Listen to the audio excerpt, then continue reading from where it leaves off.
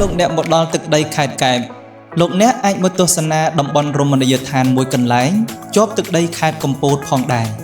ដែលមានឈ្មោះថាឆ្នេរសមុទ្រកោងកាងនៅទីនេះជាតំបន់អភិវឌ្ឍលំនៅឋានរបស់ក្រុមហ៊ុនមួយបានរួមចំណែកនៅក្នុងការកសាងនិងអភិវឌ្ឍវិស័យអចលនទ្រព្យនៅកម្ពុជាក្រុមហ៊ុនក៏បានចូលរួមអភិរក្សនិងដាំឡើងវិញនៅដើមកោងកាងនៃតំបន់សហគមន៍ផងដែរវិលមកវីដេអូនេះវិញនៅចំកណ្ដាលនៃដីអភិវឌ្ឍនេះមានផ្ទះលំហែពីរកន្លែងតែមួយកន្លែងទៀតសូមបង្ហាញនៅវីដេអូក្រោយម្ចាស់រមណីយដ្ឋានគាត់បានប្រើប្រាស់សង្កសីគៀបស្នោកូរ៉េ SY ពណ៌ប្រផេះក្រមៅគ្រើមធ្វើជាដំបូលផងនិងជញ្ជាំងផងរមណីយដ្ឋានបានលេចរូបរាងយ៉ាងស្រស់ប្រណិតអមដោយដៃព្រែកខាងក្រោយផ្ទះផ្ដល់ជាចំហាយទឹករសាត់ចូលជុំវិញបរិវេណខាងក្រៅនិងខាងក្នុងផ្ទះសពសាយ